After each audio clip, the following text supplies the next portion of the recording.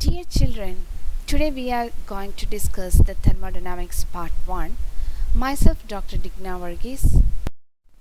Thermodynamics. It is developed on 1800s at the time of Industrial Revolution.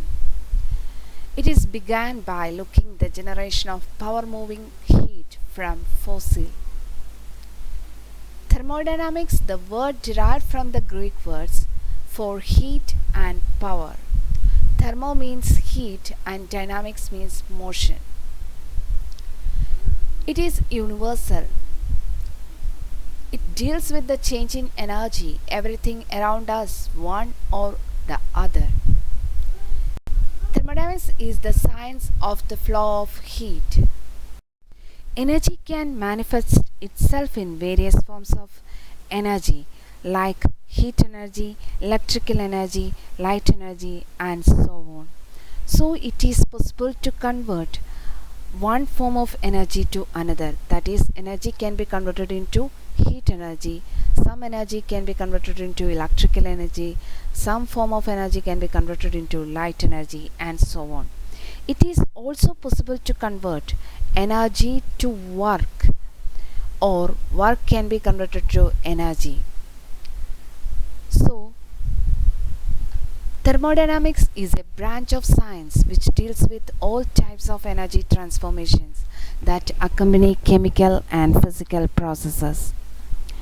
Thermodynamics also deals with heat, work, and temperature and their relation to energy, radiation, and physical properties of matter. So, in thermodynamics, chemical thermodynamics deals with such energy conversions of chemical processes. It also helps us to predict the feasibility of the reaction. Thermodynamics based on the natural human observation and experience on the behavior of bulk matter. It is therefore constructed on the four fundamental generalizations.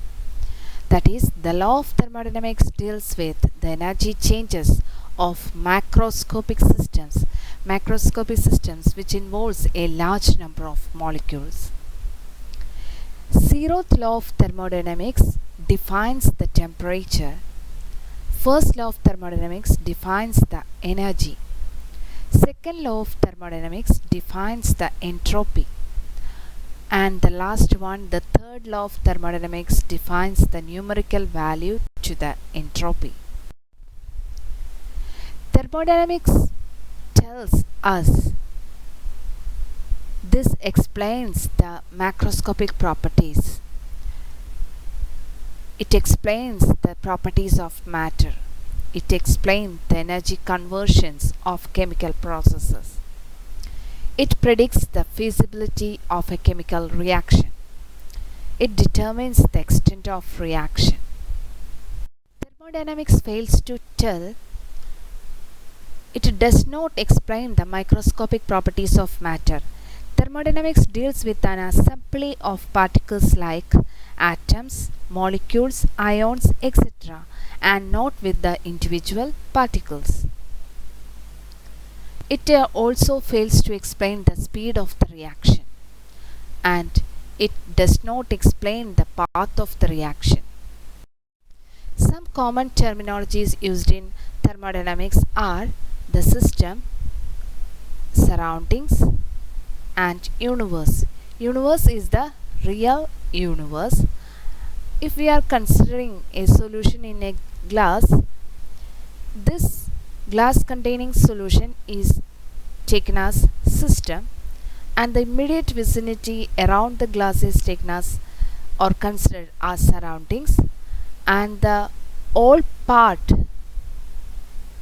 that is system, and the surroundings, that is considered as universe here. A system means a portion of the universe selected for an investigation. That means it is a specified part or region of the physical world or universe under study. Some examples of systems are a reaction vessel. In a reaction vessel, a reaction can occur, and the other one example for the system is a container in which gas is enclosed, and the other example is a reaction vessel containing salt solution. These are some examples of systems. Some other examples of systems are galvanic cell. Galvanic cell is a device in which simultaneous oxidation and reduction reaction takes place. That we can see here a galvanic cell in which copper sulfate solution taken and zinc sulfate solution which is connected through a salt bridge. And heat engine, other example for the system is heat engine, and other one is a biological cell. So any part of the universe which is used for a study, that is known as a system. Surroundings, the region outside the system is known as the surroundings. That is, a reaction vessel is a system. The region outside the system is known as the surroundings. That is, the limited portion of the region around the system which can also interact with the system. In other way, everything in the universe except system is known as surroundings. The portion of the universe excluded from the system, that is universe minus system, is called the surroundings. A system is separated from the remainder of the universe by a boundary. So you can see from the picture the system and the boundary shown by the blue color line here, and it is separated from the surroundings. The system is separated from the surroundings by a boundary. Transfers of energy as work or as heat or of matter between the system and the surroundings through boundaries. That means the system transfers energy to work or energy to heat, or the matter exchange can occur by means of boundaries.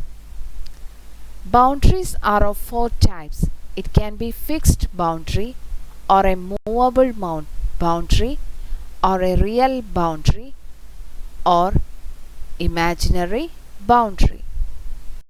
Universe. The system and the surroundings together constitute as universe. So, universe is the sum of system and surroundings. System. According to the phase of a system, it can be of two types: homogeneous system and the heterogeneous system. Homogeneous system is the system contains only one phase. What is a phase? A phase is a part of a system which has uniform properties and composition throughout. So in the homogeneous system, it is uniform throughout the system. Examples for a homogeneous system: sugar solution. Sugar solution, we know it is an unsaturated solution of sugar in water, or a mixture of two solutions, miscible solution, that is a mixture of water and ethanol. It forms a homogeneous solution. And other example is mixture of gases. It can be a mixture of oxygen or a nitrogen or a hydrogen. It is a homogeneous system. Heterogeneous system. The system contains two or more phases. It is not be uniform throughout because it contains two or more different phases. For examples, water and chlorobenzene mixed to form two immiscible liquid layers in a one system. That means water separated from chlorobenzene and forms a two different layers. And other example is water is in equilibrium with water. That means water in the gaseous state is in equilibrium with water in the liquid state. That is water, its equilibrium with its vapor. Other example is the decomposition of calcium carbonate. Calcium carbonate undergoes decomposition reaction to form calcium oxide and carbon dioxide. Calcium carbonate and calcium oxide are solid phases while carbon dioxide is a gas. So calcium oxide is a solid, carbon dioxide is a gas, so it contains different phase. In the case of water, equilibrium with vapor, water vapor, so this is in different phase. That means one is in the liquid phase and the other is in the gaseous phase. But water and chlorobenzene, that is both are in the liquid state, but it is not a form a complete solution. It forms a two immiscible liquid layers in contact. So these three are come under the heterogeneous system. Types of a system. Thermodynamics distinguishes three classes of systems defined in terms of what is allowed to cross their boundaries. A system and the surroundings are separated by a boundary or a wall that we know. So boundary may be permeable or impermeable to matter or energy. According to this boundary, there are three different types of systems, that is open system, closed system and isolated system. First one is open system. Open system, that means a system can exchange both matter and energy to the surroundings. Next one is closed system. Closed system exchange energy but not matter to the surroundings. Isolated system is that system which can exchange neither matter nor energy to the surroundings. Open system. A system can exchange both matter and energy to the surroundings. From the picture we can see a system that is separated from the surroundings by a boundary. In this system, through the boundary, it can exchange matter and energy to the surroundings. Such a system is called open system. Examples for the open system are the boiling water in an open beaker on a gas stove, or water in an open tank, or tea in an open cup. These are forms open systems. The system in these systems, it can absorb heat energy from the surroundings and evaporate, giving out its vapors to the surroundings and eventually reach a equilibrium. A closed system.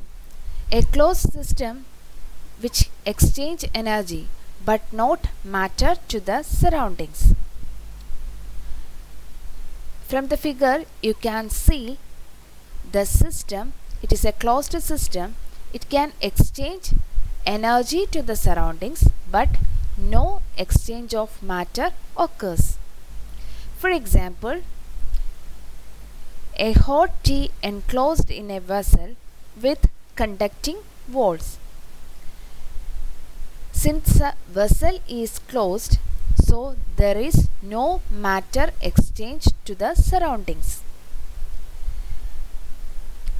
But the system can exchange energy through the conducting walls. Here the conducting walls acting as a boundary between the system and the surroundings.